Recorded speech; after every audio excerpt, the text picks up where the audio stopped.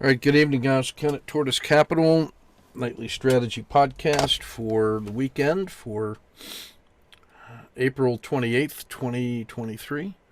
I should draw your attention to I pulled the trigger on the coaching program today, signing up for the whole person coaching program through, it's an ICF affiliated program. And I laid out the program on Patreon for the initial cohort, who's going to get the first time best deal ever on that as we build out the pieces and parts. And I'll leave that to you to check it out. I may talk about it later. But you've been patient, so let's get on with this. We will start with Alcoa and 30-minute charts. So this is our standard short-term swing. I think of it as the hybrid swing. This was a pretty good 2-day move we had Thursday and Friday, and it let me get back a lot of the the adverse gaps. Like in Alcoa, for instance, that adverse gap felt painful. We were able to turn that into this trade, but these last 2 days have been pretty good, and I was happy to raise some cash and reduce my exposure going into the weekend. So Alcoa was a standard SSC with a with a standard risk box here. I went to the bottom of the move here, and mostly because that was a standard risk box. It was a little further south than the PSAR dot, but the standardization was good. It closed well yesterday. Today it did this and kept going. I added the second position when it took out the hump right here, and it closed really well, and that was such a pleasant feeling that I cashed it. So that was +4 on the first one, and call that +1 on the second one. So total of +5 in Alcoa, and no over the weekend risk. I like that. That's more important to me than the technical, pattern. Although I do notice that there is a gap in here that's got to be filled, and then this looks like really strong resistance anyway. That's getting ready to run into. And I've got two positions on, and I've gone and gotten I've gotten 80% of the channel from the swing low all the way up to expected resistance. So I know how to get back in. So, that feels like a natural place. Still stalking AI. I just think this is going to be a nice breakout play when this finally breaks out of this. I'm going to be ready to go.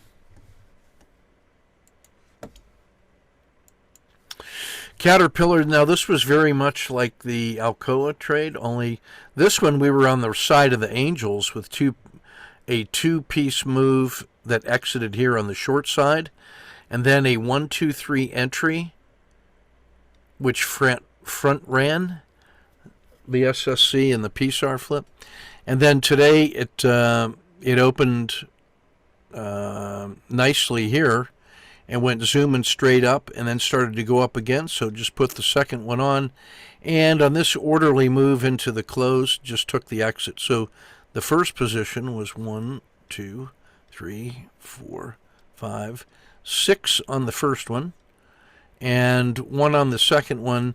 So that's 7R. And no overnight risk. And again, this thing ran right into that little buzzsaw of resistance.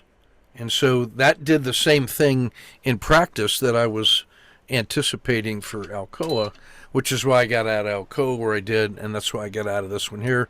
That just feels like a nice recovery after that horrible sell-off, and it's kind of just back to normal. So it feels like the edge is gone. The abnormal move was this harsh sell-off. and I'm glad we got that. But the reaction to the abnormal move is the one that I really want to get, and that's the one we got also. So that was about as good a week in Caterpillar trading as you could ask for. Cliff, now this one on the other hand gets the SSC, but really hasn't run away from itself yet. Yeah, it's holding +2, but that was the one I wanted to hold rather than Alcoa. This one is a little more independent than Alcoa because it's a bit smaller in market cap. So we'll hold that one overnight. This was a 2-day shot in CVS. So this was the COTA 2 entry yesterday near the close. Held our nose, standard risk, and it paid off today. Hit what I considered to be resistance right at the top of the dragon, just like you would expect. And then as that crossed over the baby dragon and hit the dragon, that was enough to keep 2 of the 3 from the maximum favorable excursion. Dish Network, no trade today. Devon Energy. This one we started yesterday also. You will recall yesterday I hated this trade. Held my nose, and it got a rocket move up, 3 legs up, and then started to decay. And that was enough for me to get out and cash +5. So we were just raising capital today. Electronic Arts, I'm holding that one. That was a COTA 2, and that's up about +2. Still lots of room to go, and it has to get, it has to get back to here, but there's a big gap right there, right? And it's hovering right on the edge of that. So there's no resistance at all in here. There's no resistance. So this has a real good chance to go ahead and make that move on Monday. Emerging markets, no trade. That's one I didn't feel comfortable with yesterday of holding over the weekend, or holding overnight, because it had already recovered into this congestion zone. So yesterday we took that exit. It just kind of petered out a little bit today. There really wasn't much more. And if I'd still been in, I'd have been getting out around here anyway. So I only gave up that much, but I had no overnight risk, and that felt like a good trade-off to me. And I still like that idea. Ethereum starting to make the move. We're still in it from the SSC. Mexico, a beauty. The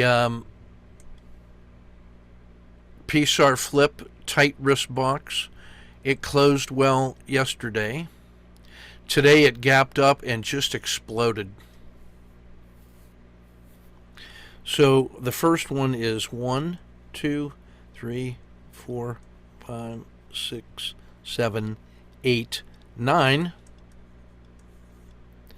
And this one is 1, 2, 3, 4, 5, 6. So that's +15. And probably should have just put a third position on because of math. That ain't all bad. Mexico. Frog champion. Trades beautifully intraday. Trades beautifully on swings. Very directional. Often independently from S&P. Now, its running buddy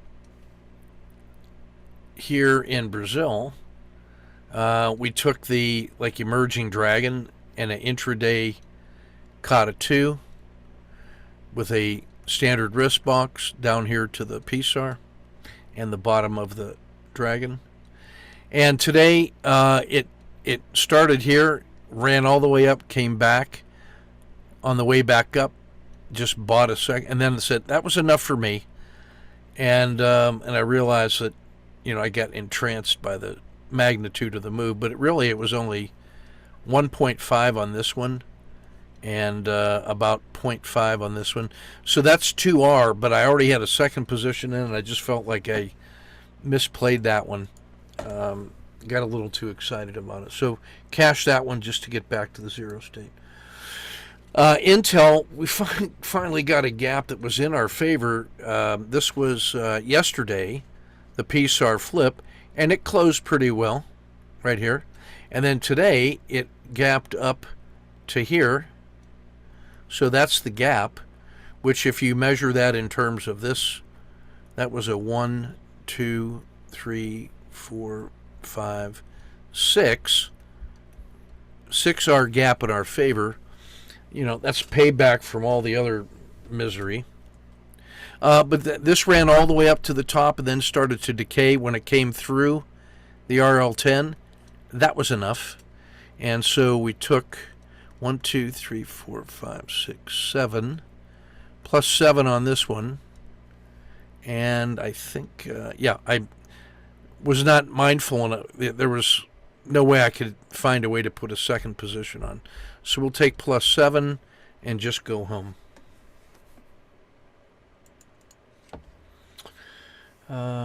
International paper. We closed this one yesterday, and we got the fat part of that curve, you know, on that move, and it just kind of rolled over, and that's almost like a perfect sine wave. So there's nothing really happening there, except I like the fact that it is a Kata 2 setting up here for next week. And that's a favorable sign in the spring. If it can get through the zero line into the summer, that has a real good chance to go. So stocking that one for next week. No trade today. IYR, beauty, got rewarded. I decided to hold this one.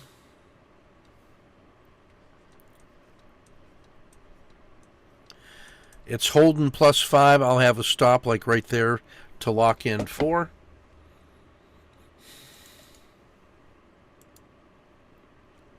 KRE, I should have gotten out of that one today. Now that I look at this, I thought hard about exiting here. You know, I didn't have the entry was here. I neglected to mark that up on this chart. I remember being in this one because it gave us like a Kata 2 with a lazy W here. And I wanted to get out here. But I'm holding that one, but I don't like it.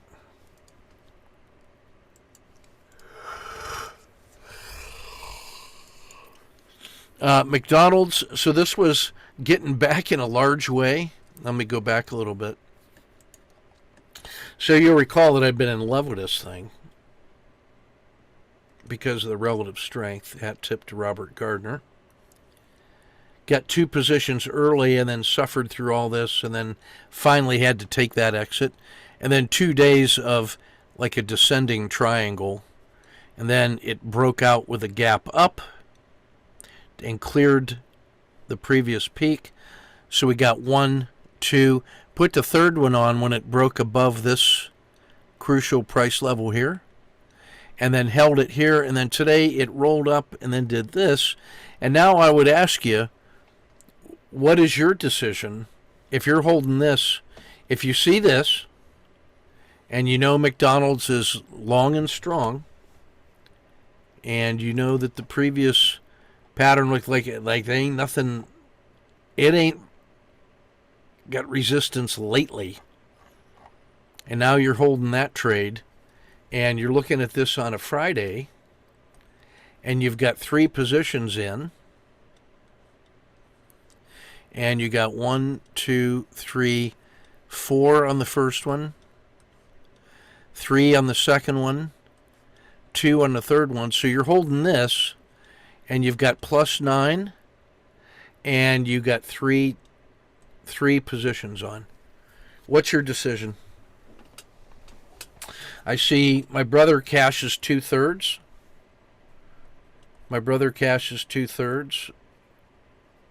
Keep 1.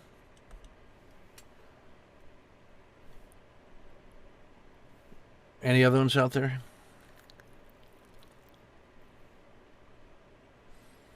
I see keep 2.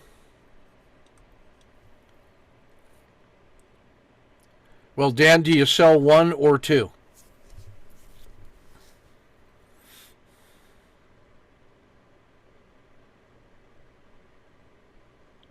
Sell 1.5. Oh, okay.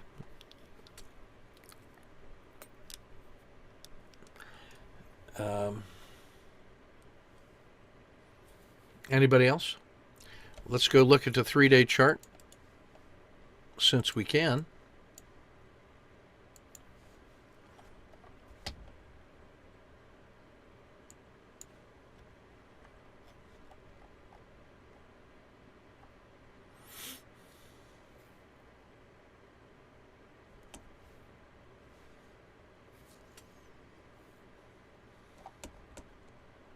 Let's go look at the 9-day chart. I mean, that's going to be all-time high in McDonald's forever and ever.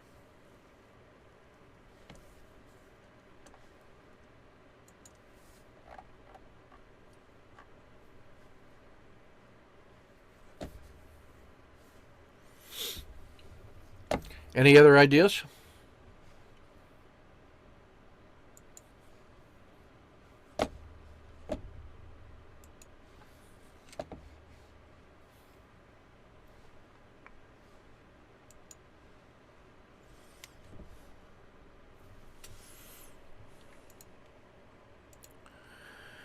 This is what I did.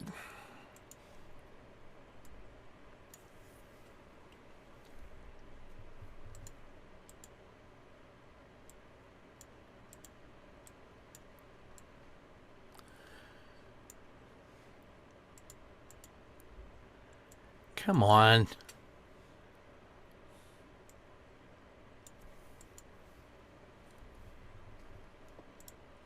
Added 3.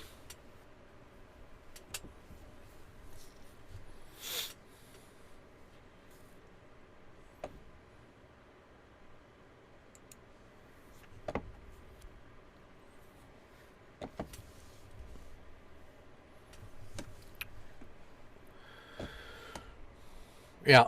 So we'll see. See you on Monday. See how that goes. I mean, we just pulled 30R out of the market and made bank today and got 9 on that one.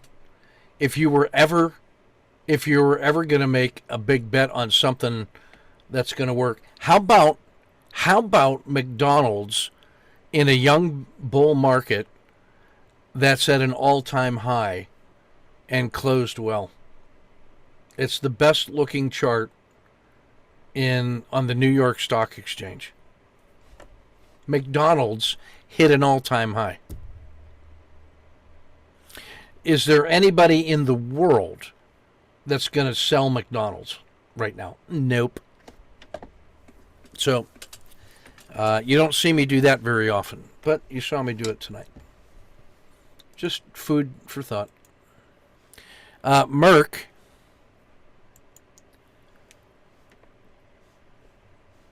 I'm holding, so I get 2 positions on Merck.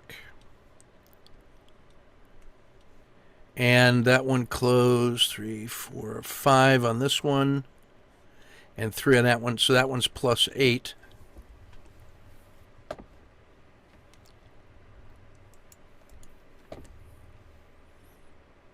Yeah, if you needed a place to put cash, why wouldn't you put it in McDonald's? Hey, Bill, check out real quick. See if they pay a dividend. Well, that would be the ultimate disgrace. Marijuana, no trade. Clean energy, no trade. Rivian. So we had the Cotta 2. Me love the Cotta 2. Standard risk. Closed well. 1, 2, 3, 4, 5. Plus 5. Got my stop like right there.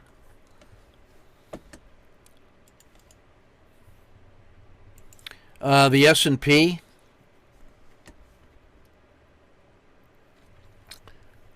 This one is looking good. That's a pretty nice recovery.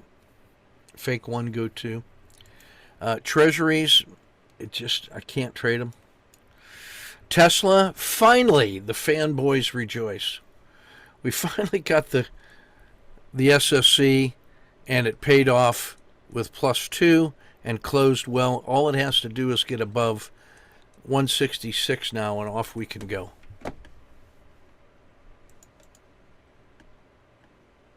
And that has a long way to climb. And then, yeah, so McDonald's not only does that, but it also pays 2%, so why not? And then U.S. Steel. Today there was no trade. Yesterday we closed that one, and no trade on it today. So the big move, the surprising one, was McDonald's. We'll see how that goes.